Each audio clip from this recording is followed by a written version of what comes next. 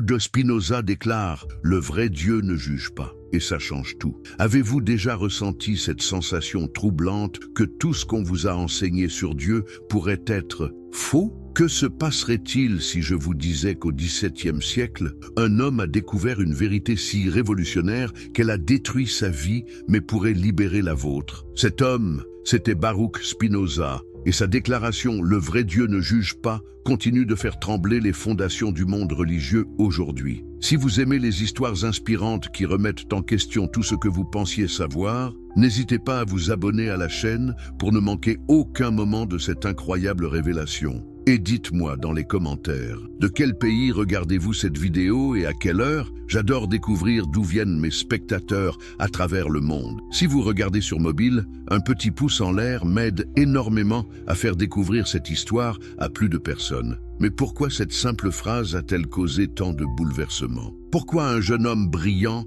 a-t-il préféré l'exil et la solitude plutôt que de renier ses convictions? Et surtout, comment cette révélation peut-elle transformer votre vision de l'existence, de la moralité et de votre propre liberté? Préparez-vous à plonger dans l'une des histoires les plus fascinantes de l'histoire de la pensée humaine. Une histoire de courage, de sacrifice et de vérité qui résonne encore aujourd'hui avec une force extraordinaire. L'enfant prodige qui remit tout en question. Amsterdam, 1632. Dans le quartier juif prospère de Vlooienburg, naît un enfant qui changera à jamais notre compréhension du divin. Baruch Spinoza voit le jour dans une famille de commerçants portugais, réfugiés de l'Inquisition espagnole. Mais savez-vous ce qui rend cette naissance si particulière? Cet enfant grandit dans l'une des communautés les plus tolérantes d'Europe. Et pourtant, il deviendra l'homme le plus honni de son époque. Imaginez un instant. Vous êtes dans l'Amsterdam du XVIIe siècle,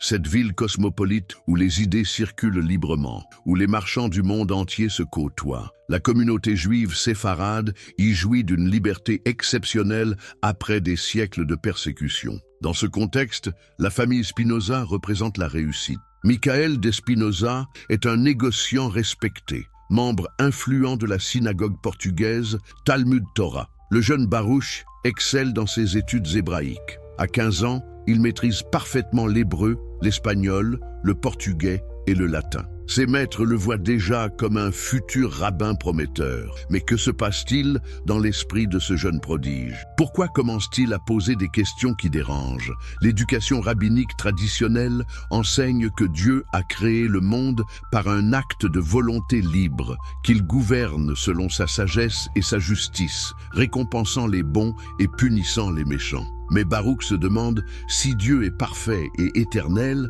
pourquoi aurait-il besoin de créer? S'il est omniscient, pourquoi teste-t-il les hommes? S'il est amour pur, pourquoi permet-il la souffrance? Ces questions, apparemment innocentes, cachent en réalité une révolution conceptuelle qui va ébranler les fondements même de la religion révélée. Car derrière ces interrogations se profile déjà l'intuition géniale de Spinoza. Et si Dieu n'était pas ce juge suprême que nous imaginons? L'adolescent Spinoza dévore les œuvres de Maïmonide, mais aussi celles des philosophes chrétiens comme Thomas d'Aquin. Il découvre Descartes, dont le rationalisme cartésien ouvre des horizons nouveaux. Mais plus troublant encore, il s'intéresse aux penseurs considérés comme hérétiques.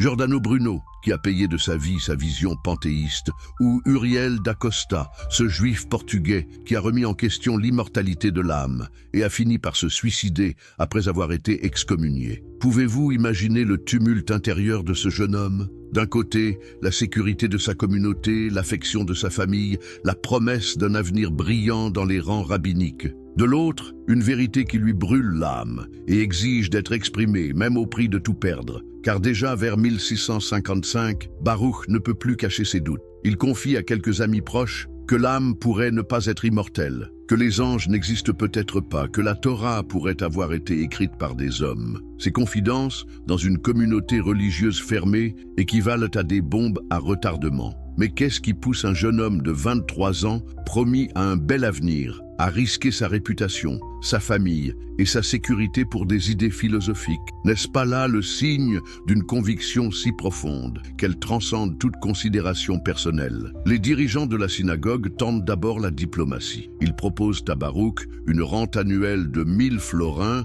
s'il consent à taire ses opinions et apparaître occasionnellement à la synagogue. 1000 florins, c'était une somme considérable pour l'époque. Mais que répond le jeune homme? Il refuse catégoriquement. Car comment peut-on mettre un prix sur la vérité? Cette anecdote révèle déjà la stature morale exceptionnelle de Spinoza. À un âge où la plupart des jeunes gens cherchent encore leur voie, lui a déjà choisi. La fidélité à sa conscience prime sur tout le reste. N'est-ce pas là la marque des grands révolutionnaires de la pensée? Mais les choses s'aggravent rapidement. En 1656, un attentat est perpétré contre Baruch à la sortie de la synagogue. Un fanatique tente de le poignarder, ne réussissant qu'à déchirer son manteau. Cet incident marque un tournant. La communauté comprend que ce jeune homme ne cédera jamais. Pouvez-vous imaginer ce que ressent Baruch ce jour-là? Tenir entre ses mains ce manteau déchiré, réaliser que ses propres corligionnaires sont prêts à le tuer pour ses idées. Que faut-il avoir dans l'âme pour continuer malgré tout à chercher la vérité? Le jour qui changea l'histoire de la pensée. 27 juillet 1656. Cette date devrait être gravée dans l'histoire de la liberté humaine. Ce jour-là, dans la synagogue Talmud Torah d'Amsterdam, résonne l'une des plus terribles malédictions jamais prononcées contre un homme. Les rabbins lisent l'acte d'excommunication de Baruch Spinoza et chaque mot claque comme un fouet dans l'air lourd de l'été hollandais. Par le jugement des anges et la sentence des saints, nous excommunions, chassons, maudissons et exécrons Baruch de Spinoza. Qu'il soit maudit le jour et qu'il soit maudit la nuit, qu'il soit maudit quand il se couche et qu'il soit maudit quand il se lève, et qu'il soit maudit quand il sort et qu'il soit maudit quand il entre. Pouvez-vous mesurer la violence de ces mots? Dans une communauté où l'appartenance religieuse définit l'identité même, être excommunié équivaut à une mort sociale. Mais regardez bien le visage du jeune homme de 24 ans qui écoute cette malédiction. Y voyez-vous la moindre trace de regret? L'excommunication continue avec un acharnement qui glace le sang, que l'Éternel ne lui pardonne jamais, que la colère et la fureur de l'Éternel s'embrasent désormais contre cet homme et fassent peser sur lui toutes les malédictions écrites dans le livre de la loi. Cette malédiction dépasse largement celle prononcée habituellement. Même Uriel d'Acosta, qui s'était pourtant attaqué aux fondements du judaïsme, n'avait pas subi une telle violence verbale. Pourquoi cette haine si particulière contre Spinoza? Qu'avait-il dit de si terrible pour mériter une telle condamnation? La vérité, c'est que Baruch avait touché au cœur même de la croyance religieuse. Il n'avait pas seulement remis en question tel ou tel dogme, il avait ébranlé le concept même de Dieu juge. Et cela, aucune religion révélée ne pouvait l'accepter. Car voyez-vous, si Dieu ne juge pas, à quoi servent les prêtres? Si Dieu ne punit pas, pourquoi craindre l'autorité religieuse? Si Dieu n'a pas de préférence, pourquoi prétendre être le peuple élu? Les implications de la pensée spinoziste menaçaient l'ensemble du système religieux établi. Mais observons la suite de cette journée historique. Une fois la malédiction prononcée, que fait Spinoza? Se repent-il? Demande-t-il pardon? Non. Il sort de la synagogue, la tête haute, et ne remettra jamais les pieds dans un lieu de culte de sa vie. Cette dignité dans l'épreuve, cette fidélité inébranlable à ses convictions, ne vous rappelle-t-elle pas les plus grands héros de la pensée humaine? L'excommunication a des conséquences immédiates et terribles. Sa propre famille doit le renier publiquement pour ne pas être à son tour exclu. Ses amis d'enfance l'évitent dans la rue. Les commerçants de la communauté refusent de lui vendre quoi que ce soit. En quelques heures, Baruch devient un fantôme social. Mais le plus douloureux, c'est peut-être la réaction de son père. Michael Spinoza, ce négociant respecté qui avait mis tant d'espoir dans son fils prodige, doit choisir entre sa foi et son enfant. Il choisit la foi. Pouvez-vous imaginer la souffrance du jeune Baruch quand son propre père détourne le regard en le croisant? Et pourtant, cette épreuve va forger le caractère exceptionnel du futur philosophe, car c'est dans la solitude et l'exclusion que Spinoza va développer cette indépendance d'esprit absolue qui caractérise sa philosophie. Comment aurait-il pu penser librement s'il était resté prisonnier des attentes de sa communauté? L'excommunication transforme Baruch de Spinoza en Benedictus de Spinoza. Ce changement de nom n'est pas seulement symbolique, il marque sa renaissance en tant que penseur universel, libéré des particularismes religieux. Désormais, il n'appartient plus à aucune communauté spécifique, mais à l'humanité tout entière. Mais où va-t-il vivre? Comment va-t-il survivre? Ses anciens maîtres lui ont enseigné l'art du polissage des lentilles, métier artisanal très recherché à l'époque des premières lunettes astronomiques. Quelle ironie du sort! Celui qui va polir la vérité philosophique gagne sa vie en polissant le verre qui permet aux hommes de mieux voir. Cette profession, apparemment humble, va avoir des conséquences profondes sur sa philosophie. Car polir une lentille, c'est éliminer patiemment toutes les imperfections qui déforment la vision. N'est-ce pas exactement ce que fait Spinoza avec les concepts religieux traditionnels? Il polit la notion de Dieu jusqu'à ce qu'elle retrouve sa pureté originelle, débarrassée de toutes les projections anthropomorphiques qui la déformaient. Les années qui suivent l'excommunication voient naître le véritable Spinoza. Loin du bruit et des passions de sa communauté d'origine, il peut enfin développer librement sa pensée révolutionnaire. Il s'installe d'abord à Rijnsburg, près de Leyde, dans une petite maison où il mène une existence quasi monastique. Mais ne croyez pas que cette solitude soit synonyme d'isolement intellectuel. Spinoza entretient une correspondance suivie avec les plus grands esprits de son temps. Leibniz lui rend visite. Huygens consulte ses travaux d'optique. Henry Oldenburg, secrétaire de la Royal Society de Londres, devient son ami et correspondent. Cette correspondance révèle un homme d'une courtoisie parfaite, d'une honnêteté intellectuelle absolue et d'une modestie touchante. Jamais Spinoza ne se présente comme un révélateur de vérités nouvelles. Il se contente de suivre la raison là où elle le mène, avec la patience d'un géomètre démontrant un théorème. Car c'est là le génie de Spinoza. Il ne prétend pas révéler des mystères cachés, mais simplement appliquer à la métaphysique la rigueur mathématique d'Euclide. Si Dieu existe nécessairement, quelles sont les conséquences logiques de cette existence? Si la nature suit des lois immuables, que devient la notion de miracle? Si tout ce qui arrive, arrive nécessairement, où est la place du libre arbitre? Ces questions, Spinoza va les explorer avec une logique implacable dans son chef-d'œuvre, l'éthique démontrée selon l'ordre géométrique. Mais avant d'en arriver là, il faut comprendre comment s'est construite sa pensée révolutionnaire sur Dieu. La révolution copernicienne de la pensée religieuse. Que se passe-t-il quand un esprit de génie applique la rigueur mathématique aux questions les plus fondamentales de l'existence? Vous allez découvrir une révolution conceptuelle aussi importante que celle de Copernic en astronomie. Car de même que Copernic a montré que ce n'est pas le Soleil qui tourne autour de la Terre, Spinoza va démontrer que ce n'est pas Dieu qui gravite autour de l'homme, mais l'inverse. Imaginez-vous dans le petit atelier de Rijnsburg vers 1660. Spinoza polit ses lentilles le matin et écrit sa philosophie l'après-midi. Dans ce silence studieux naît l'une des pensées les plus révolutionnaires de l'histoire humaine. Mais par quoi commence cette révolution? Par une question apparemment simple. Qu'est-ce que Dieu? Toute la tradition religieuse, juive, chrétienne ou musulmane,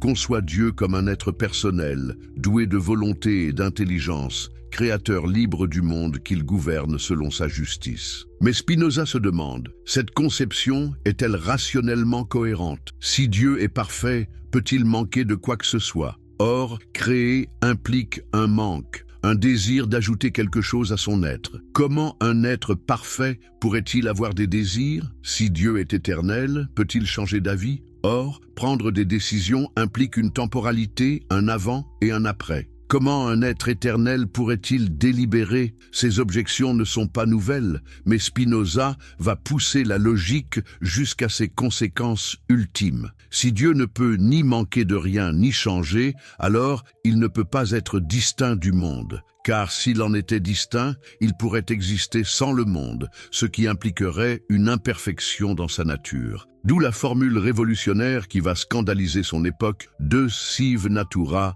Dieu ou la nature. Attention, Spinoza ne dit pas que Dieu et la nature sont deux noms pour la même chose, mais que l'être que nous appelons Dieu est identique à l'être que nous appelons nature. Pouvez-vous mesurer la portée de cette identification? D'un coup, Spinoza élimine toute transcendance divine. Dieu n'est pas au-dessus du monde, il est le monde lui-même considéré dans sa totalité et sa nécessité. Cette révolution conceptuelle a des conséquences vertigineuses. Première conséquence, si Dieu est la nature, alors tout ce qui existe dans la nature exprime la puissance divine. Il n'y a pas d'un côté les créatures et de l'autre le Créateur, mais une seule substance infinie dont tous les êtres particuliers sont les modifications ou les modes. Vous existez, vous êtes un mode de Dieu. Cette pierre existe, elle est un mode de Dieu. Cette étoile brille, elle exprime la puissance divine. Rien n'est profane, tout est sacré, car tout participe de l'être divin unique.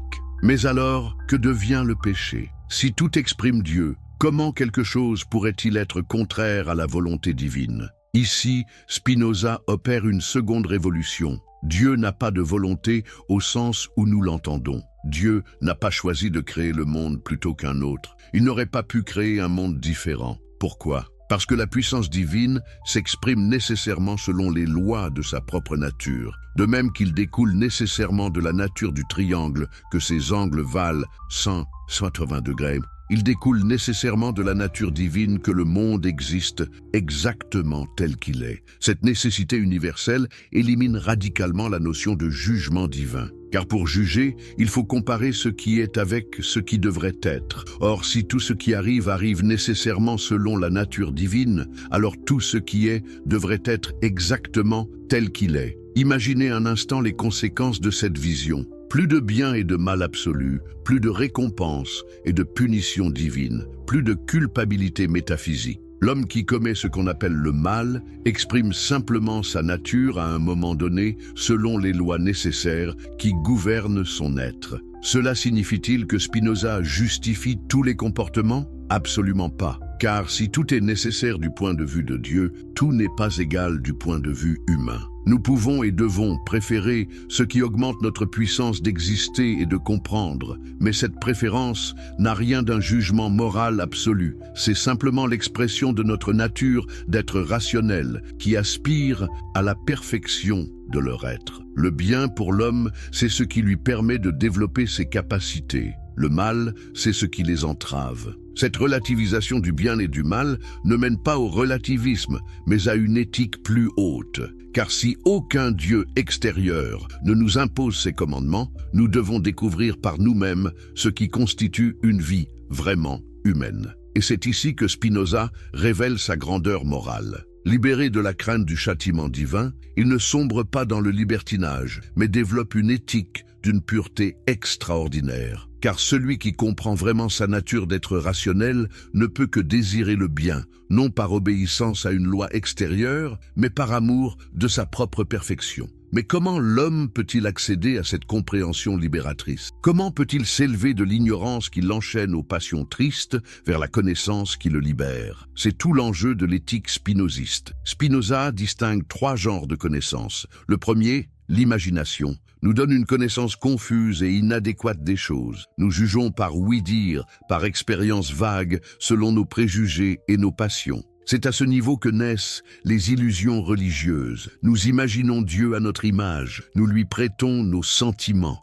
et nos faiblesses. Le second genre, la raison, nous permet de saisir les propriétés communes aux choses et les lois qui les gouvernent. C'est le niveau de la science et de la philosophie rationnelle. À ce niveau, nous comprenons que Dieu ne peut pas être anthropomorphe, que la nature suit des lois nécessaires. Mais le troisième genre, la connaissance intuitive, nous fait accéder à la vérité éternelle. Nous saisissons alors immédiatement que notre essence individuelle découle de l'essence divine, que notre existence participe de l'existence éternelle de Dieu. Cette connaissance du troisième genre n'est pas une extase mystique, mais la culmination de la démarche rationnelle. Car c'est en poussant la raison jusqu'à ses limites que nous découvrons notre unité fondamentale avec le tout de l'être. Et c'est cette découverte qui nous libère définitivement de la crainte du jugement divin. Comment craindre un Dieu dont nous faisons partie? Comment redouter la colère d'un être dont nous exprimons la puissance? La peur religieuse naît de l'illusion de séparation. Elle disparaît dans l'expérience de l'unité. Mais attention, cette unité n'est pas une fusion où l'individu disparaîtrait. Spinoza n'est pas un mystique oriental prêchant la dissolution du moi. Pour lui, nous réalisons d'autant mieux notre individualité que nous comprenons mieux notre appartenance au tout, car chaque être exprime l'essence divine selon un mode qui lui est propre. Vous n'êtes pas seulement un fragment de Dieu, vous êtes Dieu lui-même, s'exprimant selon votre perspective unique. Cette perspective, loin d'être une limitation, est votre contribution irremplaçable à la richesse de l'être total. Voilà pourquoi Spinoza peut affirmer sans contradiction que Dieu ne juge pas et que l'éthique garde tout son sens. Dieu ne juge pas parce qu'il est tout ce qui est. Mais nous, en tant qu'expression particulière de Dieu, nous devons juger, choisir, préférer ce qui nous permet de mieux exprimer notre nature divine. La liberté sans le libre arbitre. Mais alors, si tout est nécessaire, où est notre liberté? Cette question vous trouble peut-être, car elle semble mener directement au fatalisme. Si nos actions sont aussi déterminées que les mouvements des planètes, comment pouvons-nous être responsables de quoi que ce soit? Comment l'éthique garde-t-elle un sens? C'est ici que Spinoza opère sa troisième révolution, peut-être la plus subtile et la plus libératrice. Il va montrer que la vraie liberté ne consiste pas dans le libre arbitre, cette capacité supposée de choisir indifféremment entre plusieurs options, mais dans la compréhension de notre propre nécessité. Imaginez un homme qui croit fermement qu'il peut indifféremment lever ou ne pas lever le bras. Il se sent libre parce qu'il ignore les causes qui le déterminent. Son hérédité, son éducation, sa situation présente, les stimuli qui l'affectent. Cette ignorance des causes lui donne l'illusion d'une liberté que Spinoza compare à celle d'une pierre qui, si elle était consciente, croirait voler librement alors qu'elle ne fait que suivre les lois de la pesanteur. La vraie liberté commence quand nous cessons d'être les jouets inconscients de forces qui nous dépassent pour devenir les acteurs conscients de notre propre nécessité. Car il y a une différence fondamentale entre subir une contrainte externe et exprimer sa nature propre. Prenez l'exemple du musicien virtuose. Ses doigts courent sur le clavier selon des règles strictes, déterminées par la partition, par les lois de l'harmonie, par des années de pratique qui ont gravé les gestes dans sa mémoire corporelle. Est-il pour autant un esclave? Non. Car cette nécessité qu'il exprime, c'est précisément sa nature de musicien qui se réalise. De même, l'homme libre, selon Spinoza, n'est pas celui qui échappe à toute détermination, ce qui est impossible, mais celui qui agit selon sa nature d'être rationnel plutôt que selon les impulsions externes. La liberté, c'est l'autodétermination. Mais comment accéder à cette autodétermination? Comment passer de l'esclavage des passions à la liberté de la raison? Spinoza développe ici une véritable thérapie philosophique d'une modernité saisissante. D'abord, il faut comprendre que nos émotions ne sont pas des mystères insondables, mais des phénomènes naturels obéissant à des lois précises. La colère, la peur, l'amour, la haine sont des modifications de notre puissance d'agir sous l'influence d'objets extérieurs. Quand nous rencontrons quelque chose qui augmente notre puissance, nous éprouvons de la joie et de l'amour. Quand nous rencontrons quelque chose qui la diminue, nous éprouvons de la tristesse et de la haine. Ces réactions sont aussi naturelles et nécessaires que la dilatation d'un métal sous l'effet de la chaleur. Mais voici le point crucial.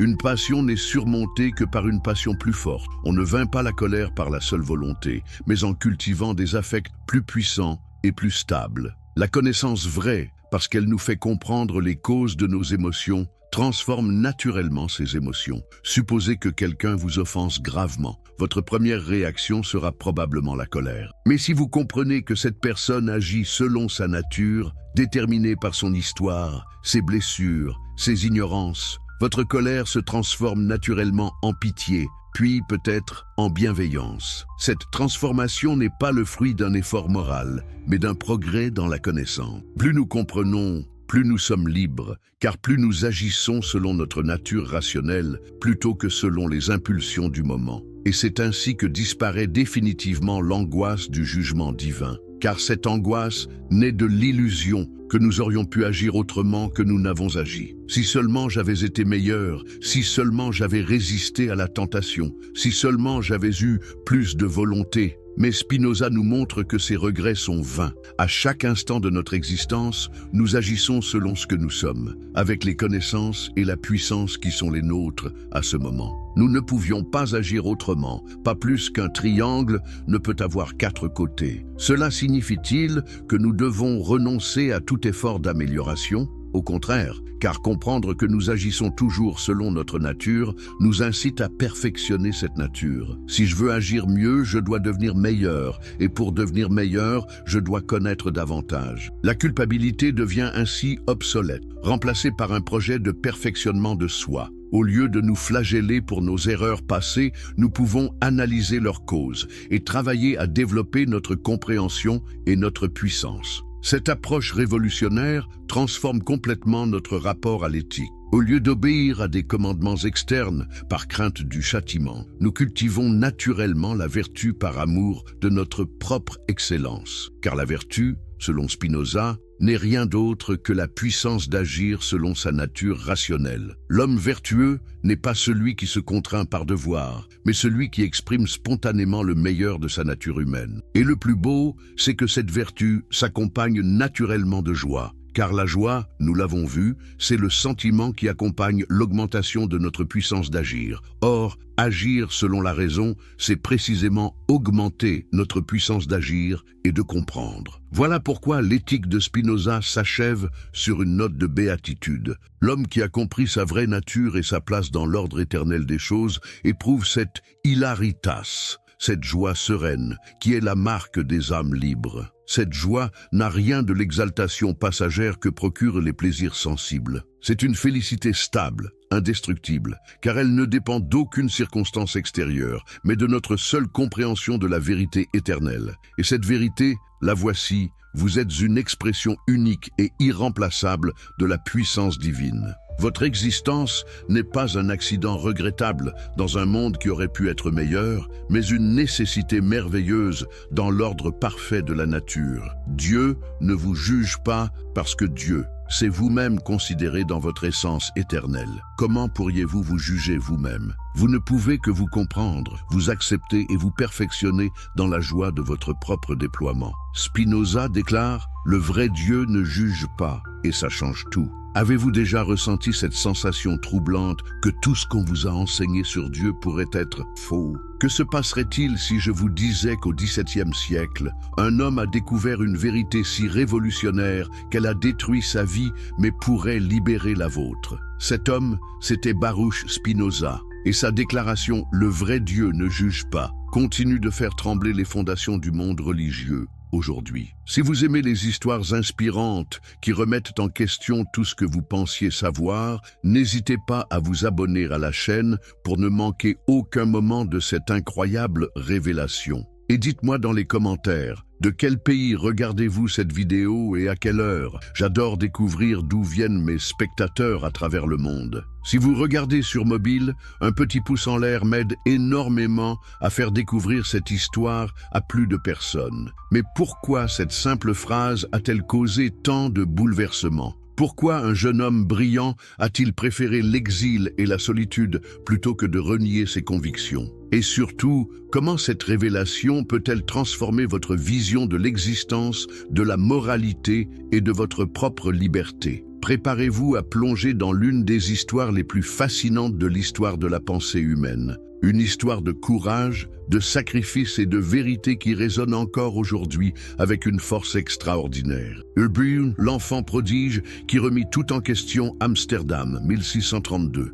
Dans le quartier juif prospère de Vloyenburg, naît un enfant qui changera à jamais notre compréhension du divin. Baruch Spinoza voit le jour dans une famille de commerçants portugais réfugiés de l'Inquisition espagnole. Mais savez-vous ce qui rend cette naissance si particulière? Cet enfant grandit dans l'une des communautés les plus tolérantes d'Europe, et pourtant, il deviendra l'homme le plus honni de son époque. Imaginez un instant, vous êtes dans l'Amsterdam du XVIIe siècle, cette ville cosmopolite où les idées circulent librement, où les marchands du monde entier se côtoient. La communauté juive séfarade y jouit d'une liberté exceptionnelle après des siècles de persécution. Dans ce contexte, la famille Spinoza représente la réussite. Michael Spinoza est un négociant respecté, membre influent de la synagogue portugaise Talmud Torah. Le jeune Baruch excelle dans ses études hébraïques. À 15 ans, il maîtrise parfaitement l'hébreu, l'espagnol, le portugais et le latin.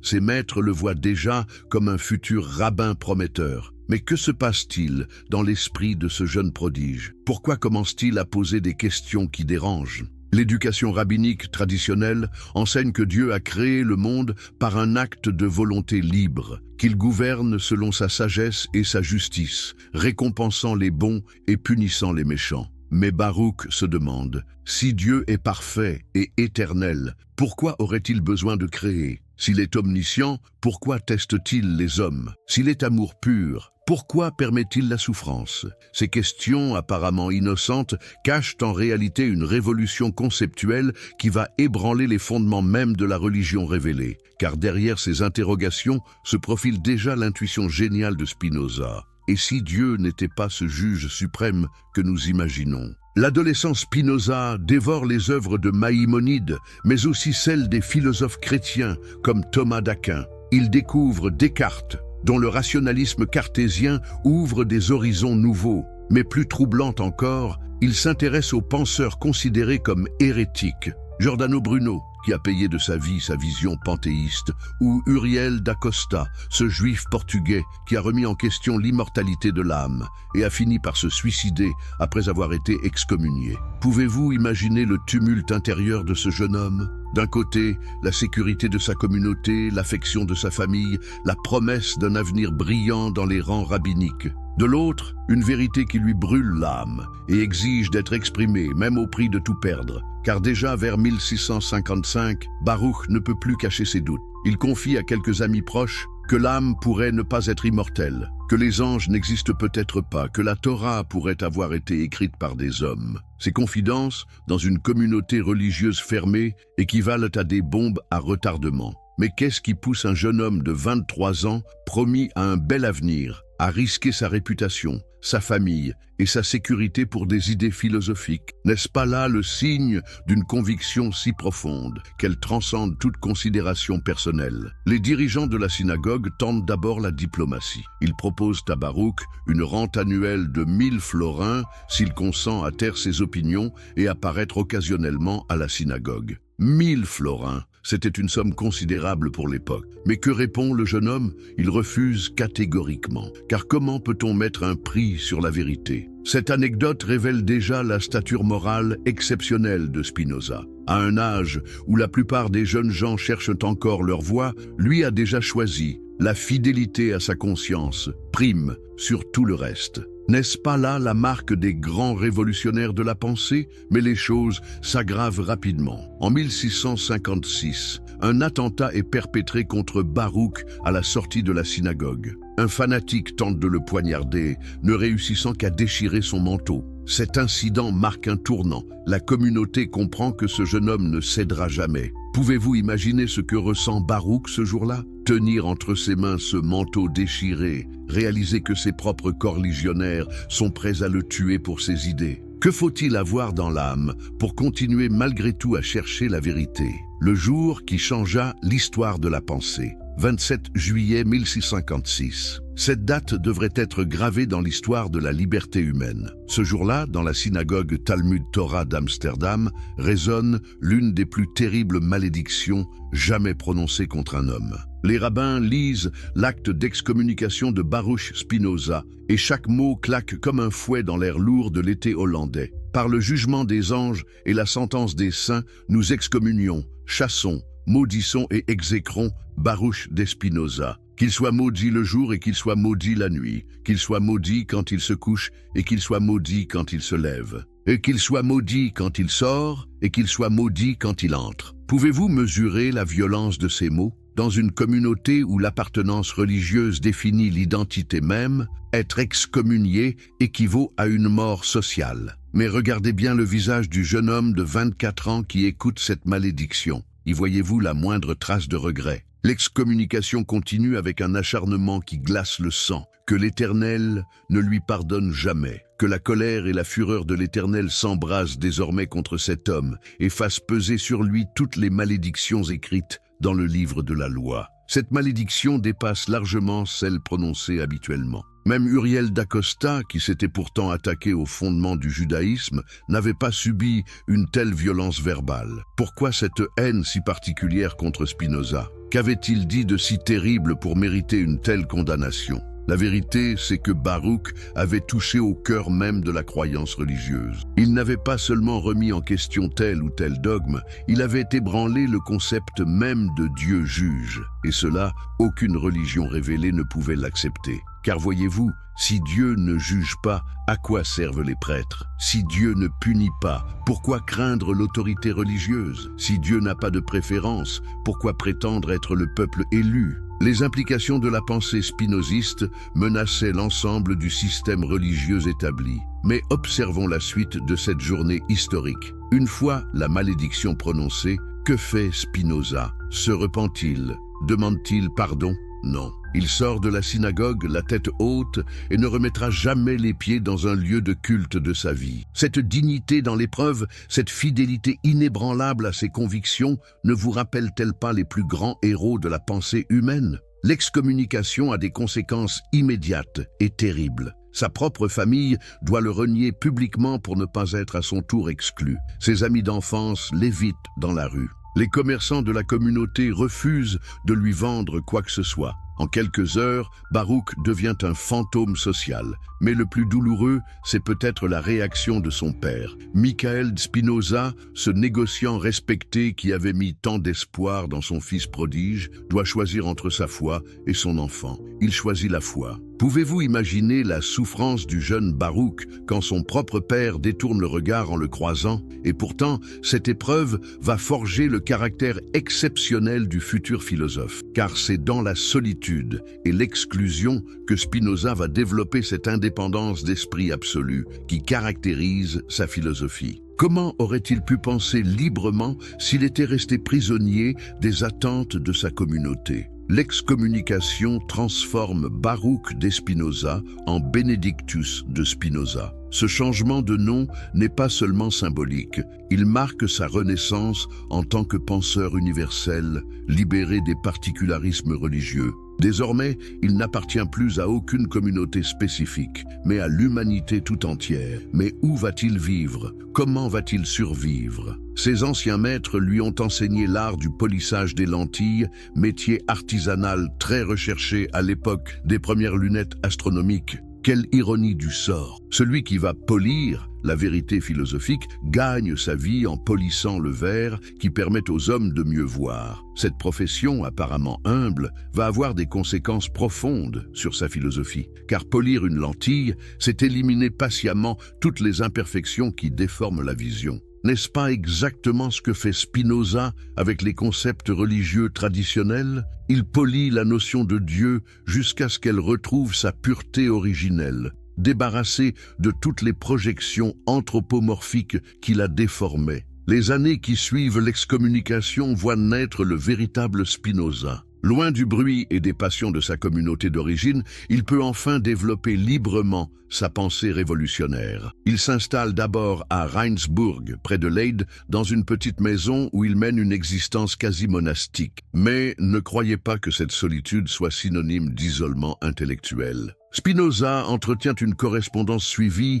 avec les plus grands esprits de son temps. Leibniz lui rend visite. Huygens consulte ses travaux d'optique. Henry Oldenburg, secrétaire de la Royal Society de Londres, devient son ami et correspondent. Cette correspondance révèle un homme d'une courtoisie parfaite, d'une honnêteté intellectuelle absolue et d'une modestie touchante. Jamais Spinoza ne se présente comme un révélateur de vérités nouvelles. Il se contente de suivre la raison là où elle le mène, avec la patience d'un géomètre démontrant un théorème. Car c'est là le génie de Spinoza. Il ne prétend pas révéler des mystères cachés, mais simplement appliquer à la métaphysique la rigueur mathématique d'Euclide. Si Dieu existe nécessairement, quelles sont les conséquences logiques de cette existence? Si la nature suit des lois immuables, que devient la notion de miracle? Si tout ce qui arrive nécessairement, où est la place du libre arbitre? Ces questions, Spinoza va les explorer avec une logique implacable dans son chef-d'œuvre, L'éthique démontrée selon l'ordre géométrique. Mais avant d'en arriver là, il faut comprendre comment s'est construite sa pensée révolutionnaire sur Dieu. La révolution copernicienne de la pensée religieuse. Que se passe-t-il quand un esprit de génie applique la rigueur mathématique aux questions les plus fondamentales de l'existence? Vous allez découvrir une révolution conceptuelle aussi importante que celle de Copernic en astronomie. Car de même que Copernic a montré que ce n'est pas le Soleil qui tourne autour de la Terre, Spinoza va démontrer que ce n'est pas Dieu qui gravite autour de l'homme, mais l'inverse. Imaginez-vous dans le petit atelier de Reinsburg vers 1660. Spinoza polit ses lentilles le matin et écrit sa philosophie l'après-midi. Dans ce silence studieux naît l'une des pensées les plus révolutionnaires de l'histoire humaine. Mais par quoi commence cette révolution? Par une question apparemment simple. Qu'est-ce que Dieu? Toute la tradition religieuse, juive, chrétienne ou musulmane, conçoit Dieu comme un être personnel, doué de volonté et d'intelligence, créateur libre du monde qu'il gouverne selon sa justice. Mais Spinoza se demande, cette conception est-elle rationnellement cohérente? Si Dieu est parfait, peut-il manquer de quoi que ce soit? Or, créer implique un manque, un désir d'ajouter quelque chose à son être. Comment un être parfait pourrait-il avoir des désirs? Si Dieu est éternel, peut-il changer d'avis? Or, prendre des décisions implique une temporalité, un avant et un après. Comment un être éternel pourrait-il délibérer? Ces objections ne sont pas nouvelles, mais Spinoza va pousser la logique jusqu'à ses conséquences ultimes. Si Dieu ne peut ni manquer de rien ni changer, alors il ne peut pas être distinct du monde. Car s'il en était distinct, il pourrait exister sans le monde, ce qui impliquerait une imperfection dans sa nature. D'où la formule révolutionnaire qui va scandaliser son époque, Deus sive natura, Dieu ou la nature. Attention, Spinoza ne dit pas que Dieu et la nature sont deux noms pour la même chose, mais que l'être que nous appelons Dieu est identique à l'être que nous appelons nature. Pouvez-vous mesurer la portée de cette identification? D'un coup, Spinoza élimine toute transcendance divine. Dieu n'est pas au-dessus du monde, il est le monde lui-même considéré dans sa totalité et sa nécessité. Cette révolution conceptuelle a des conséquences vertigineuses. Première conséquence, si Dieu est la nature, alors tout ce qui existe dans la nature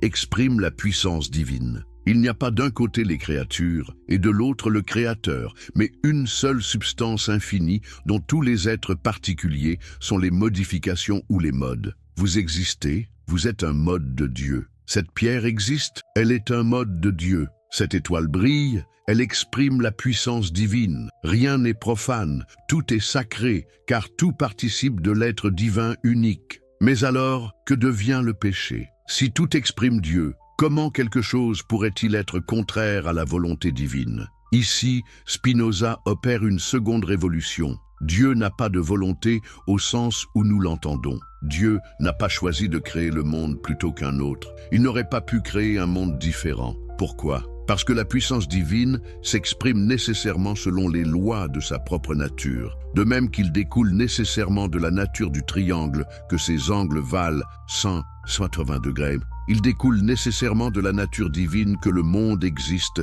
exactement tel qu'il est. Cette nécessité universelle élimine radicalement la notion de jugement divin. Car pour juger, il faut comparer ce qui est avec ce qui devrait être. Or, si tout ce qui arrive nécessairement selon la nature divine, alors tout ce qui est devrait être exactement tel qu'il est. Imaginez un instant les conséquences de cette vision. Plus de bien et de mal absolu, plus de récompense et de punition divine, plus de culpabilité métaphysique. L'homme qui commet ce qu'on appelle le mal exprime simplement sa nature à un moment donné selon les lois nécessaires qui gouvernent son être. Cela signifie-t-il que Spinoza justifie tous les comportements? Absolument pas. Car si tout est nécessaire du point de vue de Dieu, tout n'est pas égal du point de vue humain. Nous pouvons et devons préférer ce qui augmente notre puissance d'exister et de comprendre, mais cette préférence n'a rien d'un jugement moral absolu. C'est simplement l'expression de notre nature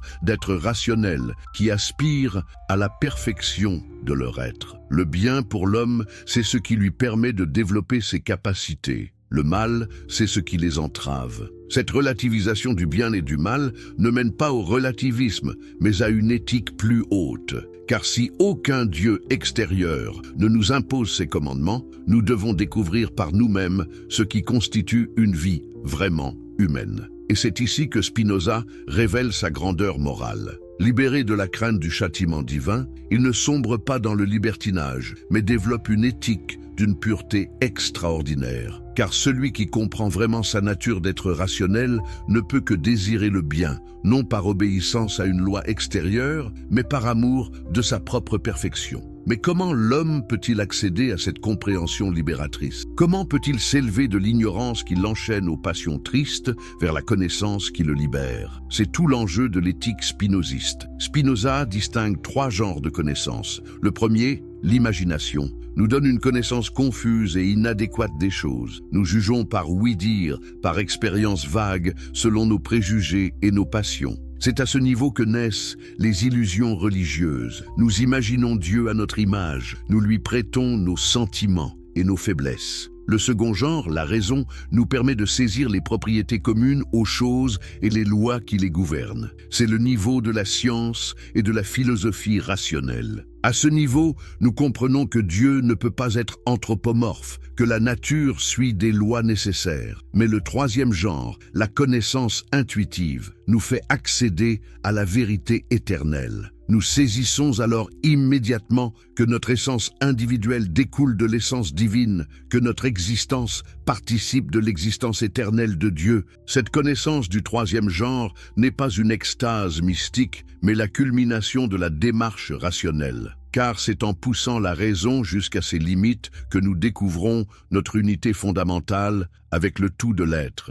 Et c'est cette découverte qui nous libère définitivement de la crainte du jugement divin. Comment craindre un Dieu dont nous faisons partie? Comment redouter la colère d'un être dont nous exprimons la puissance? La peur religieuse naît de l'illusion de séparation. Elle disparaît dans l'expérience de l'unité. Mais attention, cette unité n'est pas une fusion où l'individu disparaîtrait. Spinoza n'est pas un mystique oriental prêchant la dissolution du moi. Pour lui, nous réalisons d'autant mieux notre individualité que nous comprenons mieux notre appartenance au tout, car chaque être exprime l'essence divine selon un mode qui lui est propre. Vous n'êtes pas seulement un fragment de Dieu, vous êtes Dieu lui-même, s'exprimant selon votre perspective unique.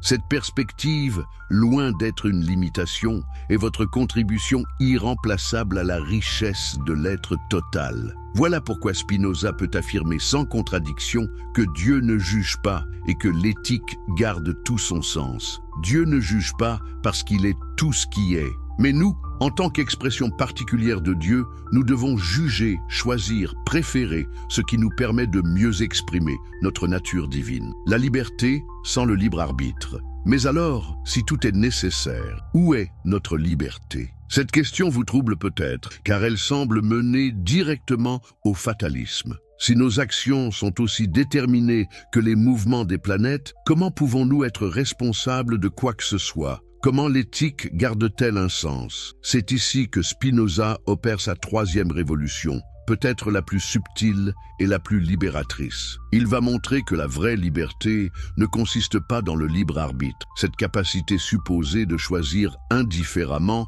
entre plusieurs options, mais dans la compréhension de notre propre nécessité. Imaginez un homme qui croit fermement qu'il peut indifféremment lever ou ne pas lever le bras. Il se sent libre parce qu'il ignore les causes qui le déterminent, Son hérédité, son éducation, sa situation présente, les stimuli qui l'affectent. Cette ignorance des causes lui donne l'illusion d'une liberté que Spinoza compare à celle d'une pierre qui, si elle était consciente, croirait voler librement alors qu'elle ne fait que suivre les lois de la pesanteur. La vraie liberté commence quand nous cessons d'être les jouets inconscients de forces qui nous dépassent pour devenir les acteurs conscients de notre propre nécessité. Car il y a une différence fondamentale entre subir une contrainte externe et exprimer sa nature propre. Prenez l'exemple du musicien virtuose. Ses doigts courent sur le clavier selon des règles strictes déterminées par la partition, par les lois de l'harmonie, par des années de pratique qui ont gravé les gestes dans sa mémoire corporelle.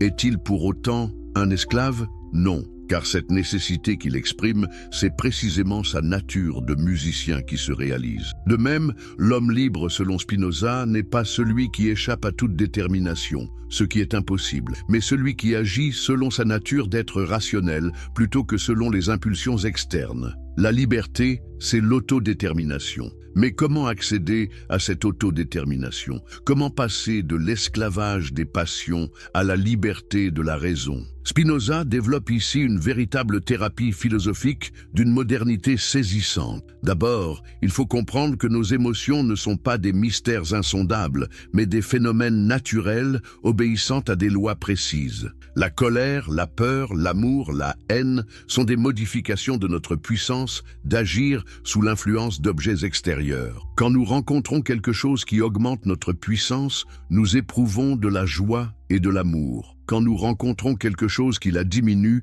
nous éprouvons de la tristesse et de la haine. Ces réactions sont aussi naturelles et nécessaires que la dilatation d'un métal sous l'effet de la chaleur. Mais voici le point crucial. Une passion n'est surmontée que par une passion plus forte. On ne vainc pas la colère par la seule volonté, mais en cultivant des affects plus puissants et plus stables. La connaissance vraie, parce qu'elle nous fait comprendre les causes de nos émotions, transforme naturellement ces émotions. Supposez que quelqu'un vous offense gravement. Votre première réaction sera probablement la colère. Mais si vous comprenez que cette personne agit selon sa nature, déterminée par son histoire, ses blessures, ses ignorances, votre colère se transforme naturellement en pitié, puis peut-être en bienveillance. Cette transformation n'est pas le fruit d'un effort moral, mais d'un progrès dans la connaissance. Plus nous comprenons, plus nous sommes libres, car plus nous agissons selon notre nature rationnelle plutôt que selon les impulsions du moment. Et c'est ainsi que disparaît définitivement l'angoisse du jugement divin,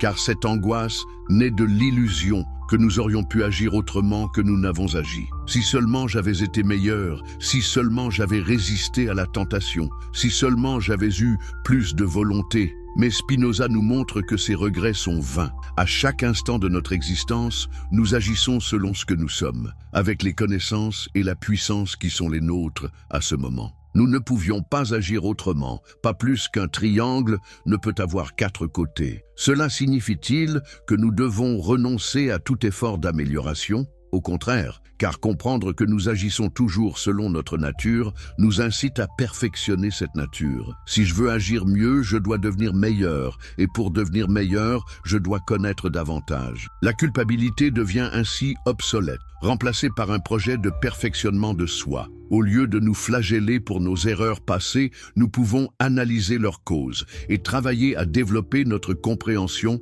et notre puissance. Cette approche révolutionnaire transforme complètement notre rapport à l'éthique. Au lieu d'obéir à des commandements externes par crainte du châtiment, nous cultivons naturellement la vertu par amour de notre propre excellence. Car la vertu, selon Spinoza, n'est rien d'autre que la puissance d'agir selon sa nature rationnelle. L'homme vertueux n'est pas celui qui se contraint par devoir, mais celui qui exprime spontanément le meilleur de sa nature humaine. Et le plus beau, c'est que cette vertu s'accompagne naturellement de joie. Car la joie, nous l'avons vu, c'est le sentiment qui accompagne l'augmentation de notre puissance d'agir. Or, agir selon la raison, c'est précisément augmenter notre puissance d'agir et de comprendre. Voilà pourquoi l'éthique de Spinoza s'achève sur une note de béatitude. L'homme qui a compris sa vraie nature et sa place dans l'ordre éternel des choses éprouve cette hilaritas, cette joie sereine qui est la marque des âmes libres. Cette joie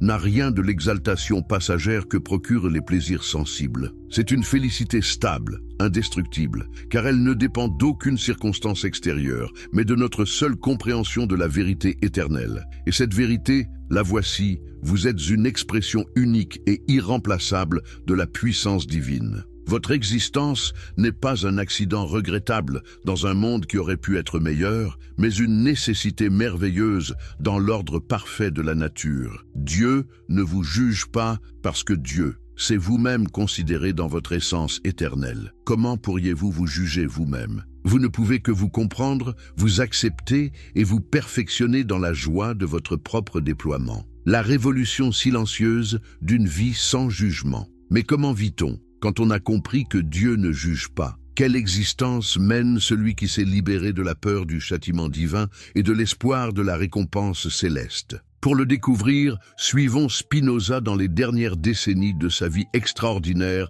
quand il va incarner dans son quotidien la philosophie révolutionnaire qu'il a élaborée. Si vous aimez ces histoires qui montrent comment les grandes idées transforment une existence, n'hésitez pas à vous abonner pour ne manquer aucun moment de cette incroyable aventure humaine. Et dites-moi, de quel pays me regardez-vous en ce moment et quelle heure est-il chez vous? J'adore découvrir d'où viennent mes spectateurs à travers le monde. Si vous regardez sur mobile, un petit pouce en l'air m'aiderait énormément à partager cette histoire inspirante avec encore plus de personnes. Nous sommes en 1163. Spinoza, âgé de 31 ans, s'installe à Voorburg, près de La Haye. 7 années ont passé depuis son excommunication, et l'homme qui fut jadis Baruch de Spinoza est devenu Benedictus de Spinoza, le philosophe le plus redouté et le plus respecté d'Europe. Mais à quoi ressemble son existence quotidienne? Imaginez une petite maison bourgeoise, d'une propreté méticuleuse. Spinoza se lève chaque matin à la même heure, consacre ses matinées au polissage des lentilles optiques qui lui assurent ses revenus, puis l'après-midi à l'écriture et à la correspondance philosophique. Le soir, il se détend parfois en fumant une pipe ou en jouant aux échecs avec son propriétaire. Cette régularité pourrait paraître monotone, mais ne vous y trompez pas, car cette vie apparemment simple cache une révolution intérieure extraordinaire. Spinoza a découvert quelque chose que peu d'hommes comprennent, la joie profonde de vivre selon sa vraie nature, libéré des tourments de la culpabilité et de l'angoisse métaphysique.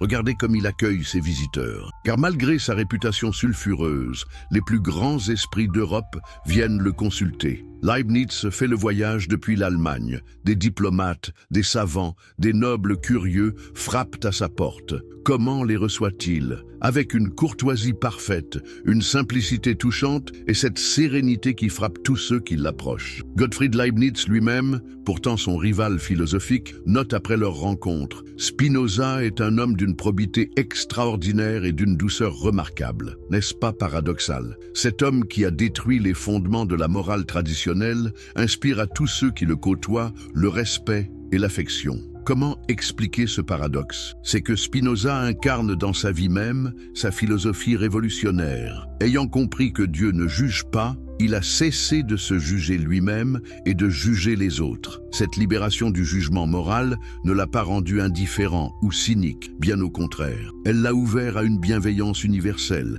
car il voit en chaque être une expression nécessaire de la puissance divine. Prenez son rapport à l'argent. Spinoza vit dans une simplicité volontaire qui étonne ses contemporains. Quand ses amis lui proposent une pension pour qu'il puisse se consacrer entièrement à la philosophie, il refuse, préférant conserver son indépendance par son travail manuel. Quand l'université de Heidelberg lui offre une chaire prestigieuse, il décline poliment, craignant que les obligations académiques n'entravent sa liberté de penser. Cette attitude révèle quelque chose de profond sur la transformation intérieure qu'opère sa philosophie. Spinoza a compris que la vraie richesse ne consiste pas dans l'accumulation de biens extérieurs, mais dans le développement de sa puissance d'agir et de comprendre. Pourquoi désirer plus que le nécessaire quand on trouve en soi-même la source inépuisable de la joie? Mais observez surtout son rapport aux autres êtres humains. Car c'est là que la révolution spinoziste prend sa dimension la plus concrète. Spinoza ne méprise personne,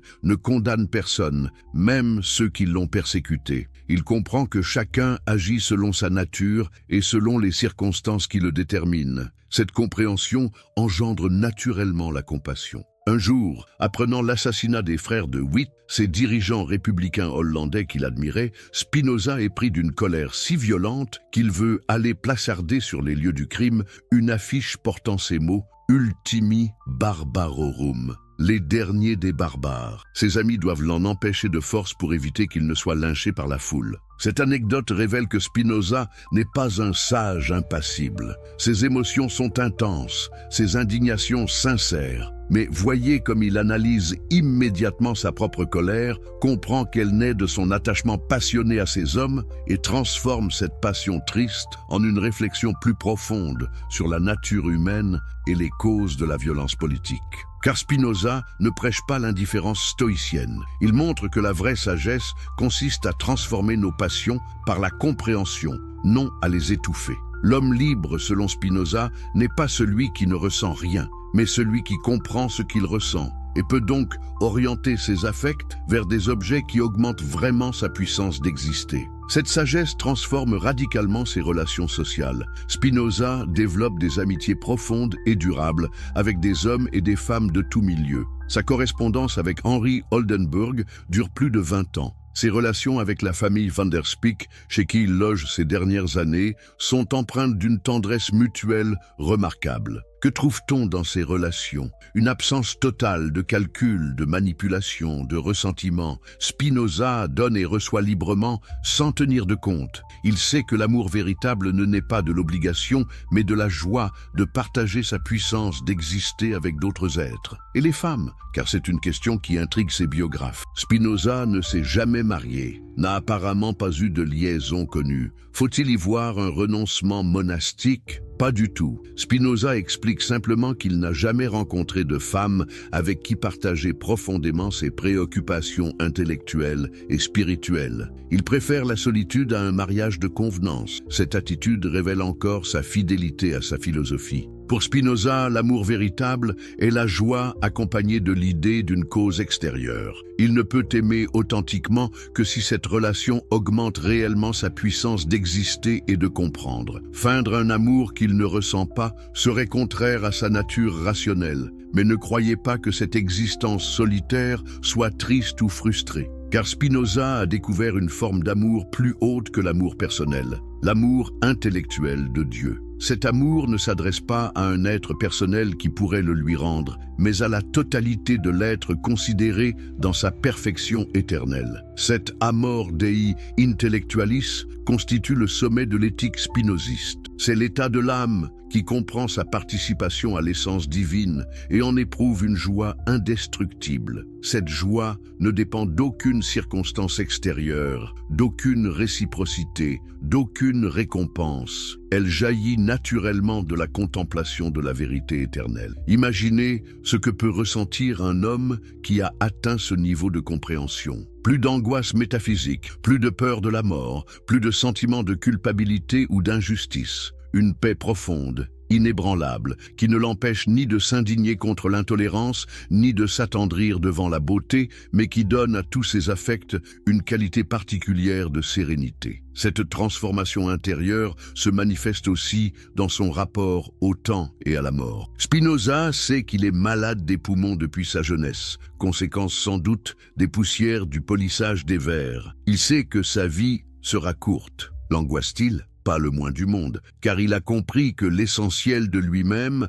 sa capacité de comprendre et d'aimer, participe de l'éternité divine. L'homme libre ne pense à rien moins qu'à la mort, écrit-il dans l'Éthique. Non par déni ou par inconscience, mais parce qu'il vit déjà dans la dimension éternelle de son être. Sa méditation porte sur la vie, sur la joie, sur la vérité qui ne périt pas. Cette attitude face à la mort révèle peut-être le changement le plus profond qu'opère la philosophie spinoziste, car la peur de la mort est intimement liée à la croyance au jugement divin. Celui qui craint d'être jugé après sa mort vit dans l'angoisse permanente. Celui qui sait que Dieu ne juge pas peut mourir en paix. l'héritage d'une révolution inachevée. 21 février 1667, La Haye.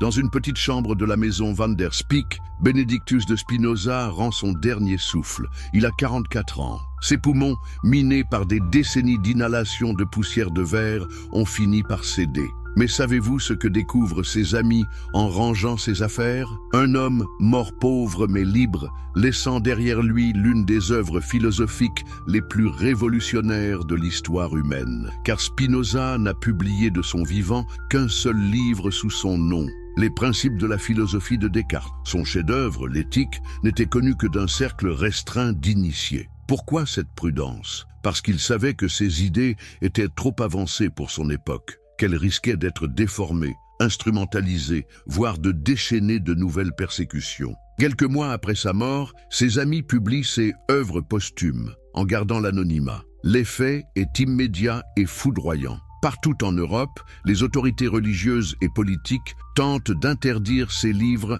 athées et blasphématoires. Mais il est trop tard. La pensée spinoziste commence sa marche souterraine à travers les siècles. Mais que devient une révolution philosophique quand son auteur n'est plus là pour la défendre? Comment les idées de Spinoza vont-elles traverser les siècles et continuer à transformer notre monde? C'est une histoire passionnante qui mérite d'être racontée, car elle nous concerne tous encore aujourd'hui. D'abord, il faut comprendre la violence de la réaction que suscite le spinozisme. Dans l'Europe du XVIIe siècle finissant, affirmer que Dieu ne juge pas équivaut à saper les fondements mêmes de l'ordre social. Car sur quoi repose l'autorité des rois, sinon sur l'idée qu'ils gouvernent par la grâce divine? Comment justifier les inégalités sociales, sinon par la notion de justice divine qui récompense les méritants? Les théologiens comprennent immédiatement le danger. Si Dieu ne juge pas, à quoi servent les prêtres? Si la nature est divine, pourquoi les sacrements? Si tout est nécessaire, où est le péché? Le spinozisme menace l'ensemble de l'édifice religieux traditionnel.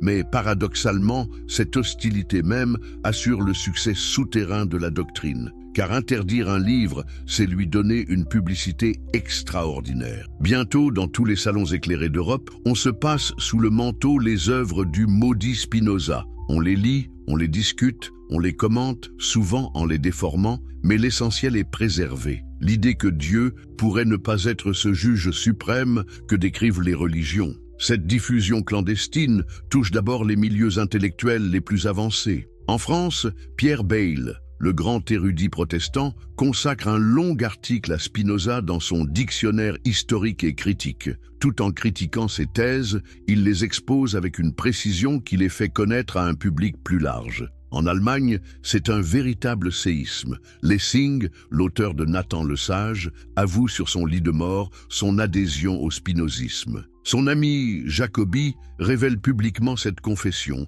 déclenchant la fameuse querelle du panthéisme qui passionne l'Allemagne des Lumières. Car voyez l'ironie de l'histoire, ce Spinoza, excommunié par la communauté juive d'Amsterdam, devient l'inspirateur secret des Lumières européennes. Voltaire s'en inspire pour critiquer l'anthropomorphisme religieux. Diderot y puise des arguments pour son matérialisme. D'Holbach reprend ses thèses dans « Le système de la nature ». Mais c'est surtout en Allemagne que l'influence spinoziste va porter ses fruits les plus spectaculaires. Car comment comprendre l'idéalisme allemand sans Spinoza? Fichte reconnaît sa dette envers celui qui a identifié Dieu et la nature. Schelling développe cette intuition dans sa philosophie de la nature. Et Hegel, il voit en Spinoza le précurseur de sa propre dialectique de l'absolu. Soit on est spinoziste, soit on n'est pas philosophe, déclare Hegel. Cette formule saisissante révèle l'impact extraordinaire du philosophe d'Amsterdam sur la pensée moderne. Car Spinoza a posé les questions fondamentales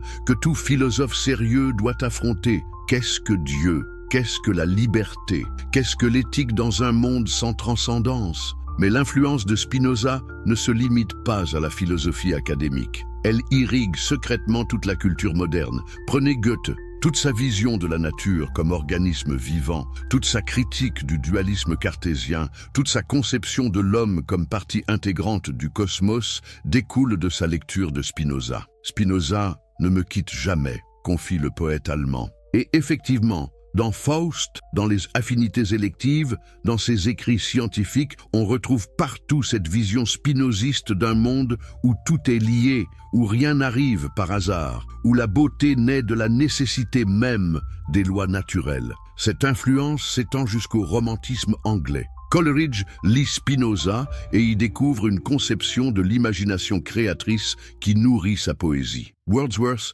développe son panthéisme poétique en s'inspirant de l'identification spinoziste entre Dieu et nature. Byron lui-même, ce révolté aristocrate, trouve chez Spinoza des arguments contre la morale conventionnelle. Mais c'est au XIXe siècle que l'héritage spinoziste va connaître ses développements les plus inattendus. Car qui aurait pu prévoir que ce philosophe si rationnel influencerait les penseurs les plus irrationnels? Et pourtant, Schopenhauer reconnaît sa dette envers Spinoza pour sa conception du monde comme volonté aveugle. Nietzsche voit en lui un précurseur de sa propre critique de la morale judéo-chrétienne. « Je suis étonné et ravi, j'ai un prédécesseur. Et quel prédécesseur ?» s'exclame Nietzsche en découvrant l'éthique, car il retrouve chez Spinoza cette intuition fondamentale. Il n'y a pas de valeur absolue inscrite dans l'ordre cosmique, l'homme doit créer lui-même ses valeurs. Cette filiation peut sembler paradoxale, car Spinoza était un rationaliste convaincu, tandis que Nietzsche critique la raison. Mais au-delà de leur divergence, ils partagent cette conviction révolutionnaire. Dieu ne juge pas, donc l'homme doit assumer seul la responsabilité de donner un sens à son existence. Cette lignée se poursuit jusqu'aux existentialistes du XXe siècle. Sartre, dans L'être et le néant, développe une vision de la liberté humaine qui doit beaucoup à Spinoza. Car si Dieu n'existe pas ou s'il ne juge pas, ce qui revient au même du point de vue pratique, alors l'homme est condamné à être libre, selon la formule sartrienne. Mais l'influence la plus inattendue de Spinoza se manifeste peut-être dans le domaine scientifique. Car qui a mieux anticipé la révolution cosmologique moderne que ce philosophe du XVIIe siècle qui identifiait Dieu et nature? Écoutez Einstein. « Je crois au Dieu de Spinoza, qui se révèle dans l'harmonie ordonnée de ce qui existe, non en un Dieu qui se préoccupe du sort et des actions des êtres humains. » Cette déclaration du plus grand physicien du XXe siècle révèle la modernité saisissante de la vision spinoziste. Car qu'est-ce que la relativité générale, sinon la découverte que l'espace-temps lui-même obéit à des lois géométriques nécessaires? Qu'est-ce que la physique quantique, sinon la révélation que même l'indétermination apparente suit des lois statistiques rigoureuses? Qu'est-ce que la cosmologie moderne, sinon la vision d'un univers où tout est lié, où chaque particule influence toutes les autres? Cette convergence entre la science moderne et la métaphysique spinoziste n'est pas fortuite, car Spinoza fut l'un des premiers à appliquer systématiquement l'esprit géométrique aux questions métaphysiques. Sa méthode Mor Geometrico préfigure l'approche mathématique qui caractérise la science moderne. Mais l'héritage le plus précieux de Spinoza concerne peut-être la psychologie et la psychanalyse naissante. Car qui a mieux décrit les mécanismes de l'inconscient que ce philosophe qui analysait nos illusions sur notre propre liberté?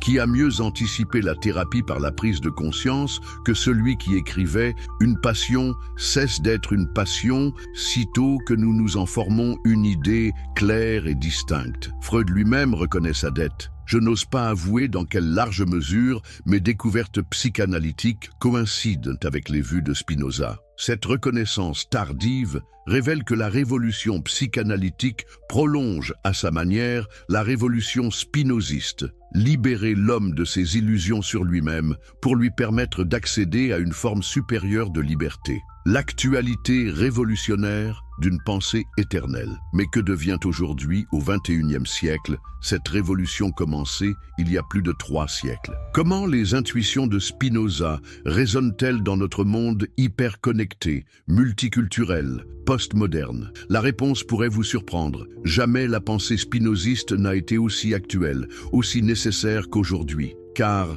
regardez autour de vous, dans quel monde vivons-nous? Un monde où les certitudes religieuses traditionnelles s'effondrent, où les grands récits idéologiques ont perdu leur pouvoir de conviction, où chacun doit construire son propre sens de l'existence sans pouvoir s'appuyer sur des vérités révélées indiscutables. Cette situation, que les sociologues appellent la modernité tardive ou la postmodernité, ressemble étrangement à celle qu'a vécue Spinoza après son excommunication. Jeté hors des certitudes de sa communauté d'origine, il a dû réinventer entièrement sa vision du monde et sa morale. N'est-ce pas exactement ce que nous devons faire aujourd'hui, individuellement et collectivement ? Prenez la question écologique, devenue centrale pour notre époque. Comment la résoudre tant que nous nous percevrons comme extérieurs à la nature, comme ses propriétaires légitimes ou ses victimes innocentes? Spinoza nous offre une vision radicalement différente. Nous sommes nature, nous sommes des expressions particulières de la puissance naturelle. Détruire la nature, c'est nous détruire nous-mêmes. Cette prise de conscience change tout.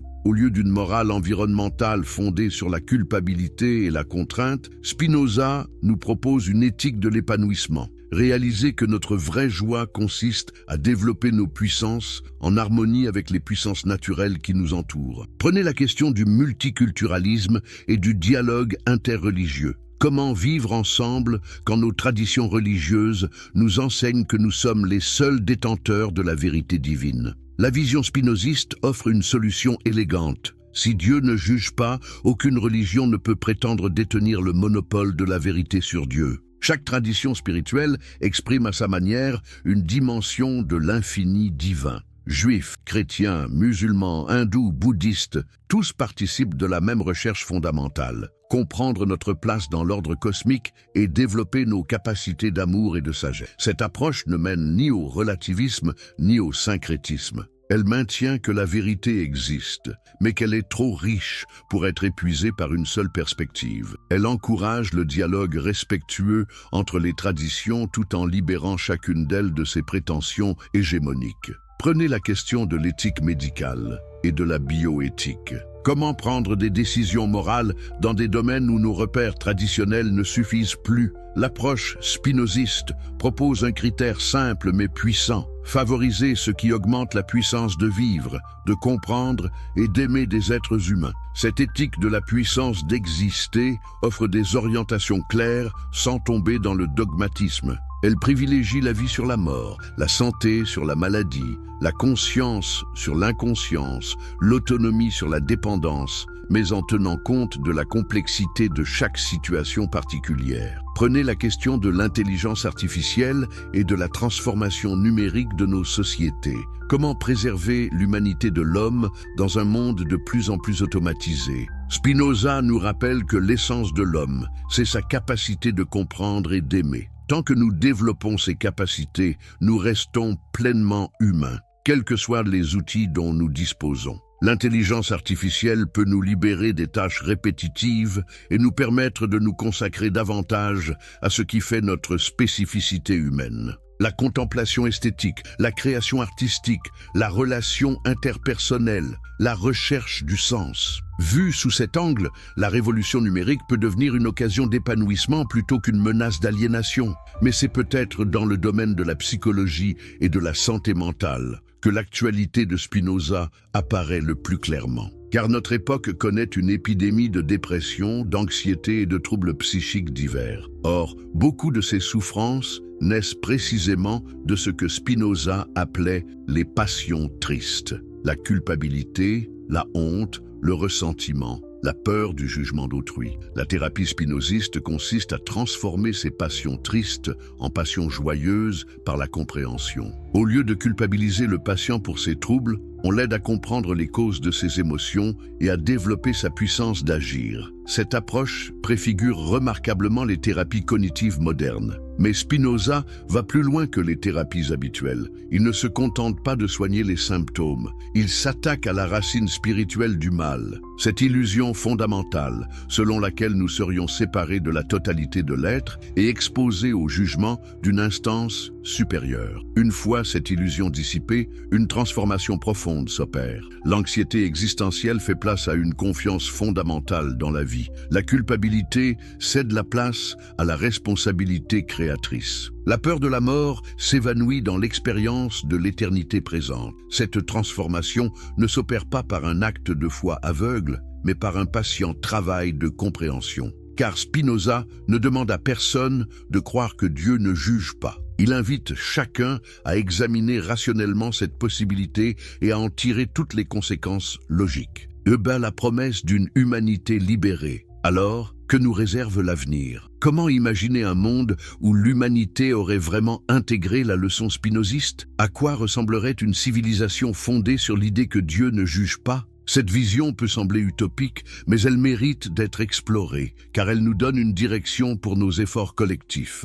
Imaginez d'abord une éducation transformée. Au lieu d'élever les enfants dans la peur du châtiment et l'espoir de la récompense, nous les aiderions à découvrir leur propre nature et à développer leurs capacités particulières. Chaque enfant serait reconnu comme une expression unique de la puissance divine, avec ses dons spécifiques et sa contribution irremplaçable à la richesse humaine. Cette éducation ne serait ni permissive ni autoritaire, mais libératrice, car elle apprendrait à chaque enfant à assumer la responsabilité de son propre épanouissement. Elle développerait simultanément l'autonomie individuelle et le sens de la solidarité, car elle montrerait que nous ne pouvons nous épanouir véritablement que dans un monde où tous ont la possibilité de s'épanouir. Imaginez une politique transformée. Au lieu de gouvernements qui prétendent détenir la vérité et imposent leur vue par la force, nous aurions des institutions véritablement démocratiques fondées sur le dialogue rationnel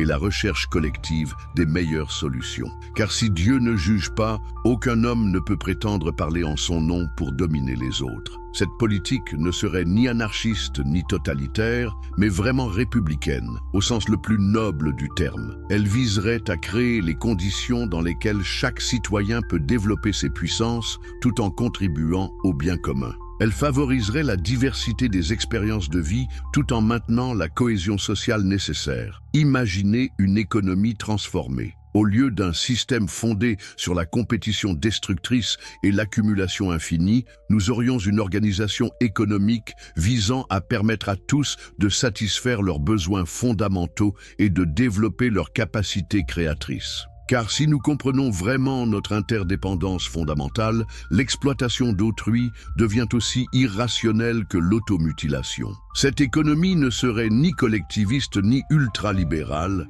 mais coopérative. Elle reconnaîtrait que la vraie richesse consiste dans le développement des puissances humaines, non dans l'accumulation d'objets. Elle favoriserait les activités créatrices, relationnelles et contemplatives qui constituent le propre de l'humanité accomplie. Imaginez enfin une spiritualité transformée. Au lieu de religion fondée sur la peur du jugement divin et la promesse de récompense posthume, nous aurions des pratiques spirituelles visant à nous faire expérimenter dès maintenant notre unité avec la totalité de l'être. Car si Dieu ne juge pas, c'est qu'il n'y a rien à craindre et tout à célébrer dans notre existence même. Cette spiritualité ne serait, lui-même reconnaît sa dette. Je n'ose pas avouer dans quelle large mesure mes découvertes psychanalytiques coïncident avec les vues de Spinoza. Cette reconnaissance tardive révèle que la révolution psychanalytique prolonge à sa manière la révolution spinoziste, libérer l'homme de ses illusions sur lui-même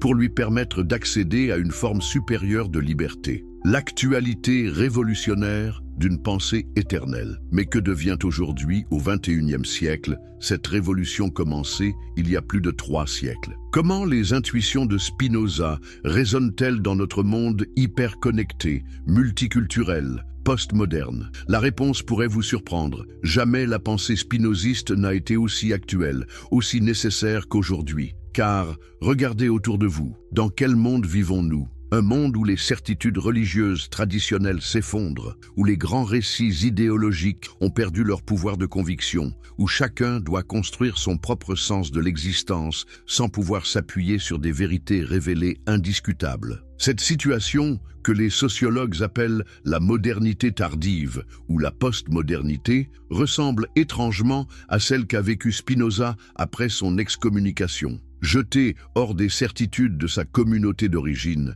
il a dû réinventer entièrement sa vision du monde et sa morale. N'est-ce pas exactement ce que nous devons faire aujourd'hui, individuellement et collectivement? Prenez la question écologique, devenue centrale pour notre époque. Comment la résoudre tant que nous nous percevrons comme extérieurs à la nature, comme ses propriétaires légitimes ou ses victimes innocentes? Spinoza nous offre une vision radicalement différente. Nous sommes nature, nous sommes des expressions particulières de la puissance naturelle. Détruire la nature, c'est nous détruire nous-mêmes. Cette prise de conscience change tout. Au lieu d'une morale environnementale fondée sur la culpabilité et la contrainte, Spinoza nous propose une éthique de l'épanouissement. Réaliser que notre vraie joie consiste à développer nos puissances en harmonie avec les puissances naturelles qui nous entourent. Prenez la question du multiculturalisme et du dialogue interreligieux. Comment vivre ensemble quand nos traditions religieuses nous enseignent que nous sommes les seuls détenteurs de la vérité divine?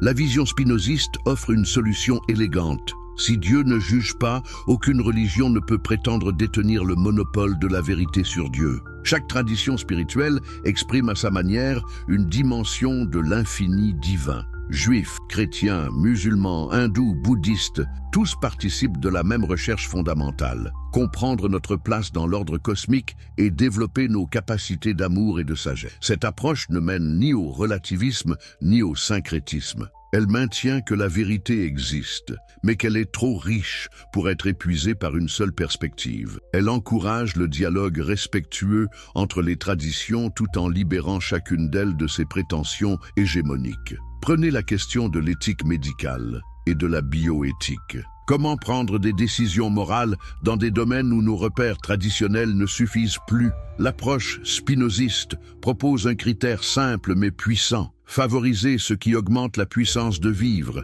de comprendre et d'aimer des êtres humains. Cette éthique de la puissance d'exister offre des orientations claires sans tomber dans le dogmatisme. Elle privilégie la vie sur la mort, la santé sur la maladie, la conscience sur l'inconscience, l'autonomie sur la dépendance, mais en tenant compte de la complexité de chaque situation particulière. Prenez la question de l'intelligence artificielle et de la transformation numérique de nos sociétés. Comment préserver l'humanité de l'homme dans un monde de plus en plus automatisé? Spinoza nous rappelle que l'essence de l'homme, c'est sa capacité de comprendre et d'aimer. Tant que nous développons ces capacités, nous restons pleinement humains, quels que soient les outils dont nous disposons. L'intelligence artificielle peut nous libérer des tâches répétitives et nous permettre de nous consacrer davantage à ce qui fait notre spécificité humaine. La contemplation esthétique, la création artistique, la relation interpersonnelle, la recherche du sens. Vue sous cet angle, la révolution numérique peut devenir une occasion d'épanouissement plutôt qu'une menace d'aliénation. Mais c'est peut-être dans le domaine de la psychologie et de la santé mentale que l'actualité de Spinoza apparaît le plus clairement. Car notre époque connaît une épidémie de dépression, d'anxiété et de troubles psychiques divers. Or, beaucoup de ces souffrances naissent précisément de ce que Spinoza appelait les passions tristes. La culpabilité, la honte, le ressentiment, la peur du jugement d'autrui. La thérapie spinoziste consiste à transformer ces passions tristes en passions joyeuses par la compréhension. Au lieu de culpabiliser le patient pour ses troubles, on l'aide à comprendre les causes de ses émotions et à développer sa puissance d'agir. Cette approche préfigure remarquablement les thérapies cognitives modernes. Mais Spinoza va plus loin que les thérapies habituelles. Il ne se contente pas de soigner les symptômes. Il s'attaque à la racine spirituelle du mal. Cette illusion fondamentale, selon laquelle nous serions séparés de la totalité de l'être et exposés au jugement d'une instance supérieure. Une fois cette illusion dissipée, une transformation profonde s'opère. L'anxiété existentielle fait place à une confiance fondamentale dans la vie. La culpabilité cède la place à la responsabilité créatrice. La peur de la mort s'évanouit dans l'expérience de l'éternité présente. Cette transformation ne s'opère pas par un acte de foi aveugle, mais par un patient travail de compréhension. Car Spinoza ne demande à personne de croire que Dieu ne juge pas. Il invite chacun à examiner rationnellement cette possibilité et à en tirer toutes les conséquences logiques. La promesse d'une humanité libérée. Alors, Que nous réserve l'avenir? Comment imaginer un monde où l'humanité aurait vraiment intégré la leçon spinoziste? À quoi ressemblerait une civilisation fondée sur l'idée que Dieu ne juge pas? Cette vision peut sembler utopique, mais elle mérite d'être explorée, car elle nous donne une direction pour nos efforts collectifs. Imaginez d'abord une éducation transformée. Au lieu d'élever les enfants dans la peur du châtiment et l'espoir de la récompense, nous les aiderions à découvrir leur propre nature et à développer leurs capacités particulières. Chaque enfant serait reconnu comme une expression unique de la puissance divine, avec ses dons spécifiques et sa contribution irremplaçable à la richesse humaine. Cette éducation ne serait ni permissive ni autoritaire, mais libératrice, car elle apprendrait à chaque enfant à assumer la responsabilité de son propre épanouissement. Elle développerait simultanément l'autonomie individuelle et le sens de la solidarité, car elle montrerait que nous ne pouvons nous épanouir véritablement que dans un monde où tous ont la possibilité de s'épanouir. Imaginez une politique transformée. Au lieu de gouvernements qui prétendent détenir la vérité et imposent leur vue par la force, nous aurions des institutions véritablement démocratiques fondées sur le dialogue rationnel et la recherche collective des meilleures solutions. Car si Dieu ne juge pas, aucun homme ne peut prétendre parler en son nom pour dominer les autres. Cette politique ne serait ni anarchiste ni totalitaire, mais vraiment républicaine, au sens le plus noble du terme. Elle viserait à créer les conditions dans lesquelles chaque citoyen peut développer ses puissances tout en contribuant au bien commun. Elle favoriserait la diversité des expériences de vie tout en maintenant la cohésion sociale nécessaire. Imaginez une économie transformée. Au lieu d'un système fondé sur la compétition destructrice et l'accumulation infinie, nous aurions une organisation économique visant à permettre à tous de satisfaire leurs besoins fondamentaux et de développer leurs capacités créatrices. Car si nous comprenons vraiment notre interdépendance fondamentale, l'exploitation d'autrui devient aussi irrationnelle que l'automutilation. Cette économie ne serait ni collectiviste ni ultralibérale, mais coopérative. Elle reconnaîtrait que la vraie richesse consiste dans le développement des puissances humaines, non dans l'accumulation d'objets. Elle favoriserait les activités créatrices, relationnelles et contemplatives qui constituent le propre de l'humanité accomplie. Imaginez enfin une spiritualité transformée. Au lieu de religion fondée sur la peur du jugement divin et la promesse de récompense posthume, nous aurions des pratiques spirituelles visant à nous faire expérimenter dès maintenant notre unité avec la totalité de l'être. Car si Dieu ne juge pas, c'est qu'il n'y a rien à craindre et tout à célébrer dans notre existence même. Cette spiritualité ne serait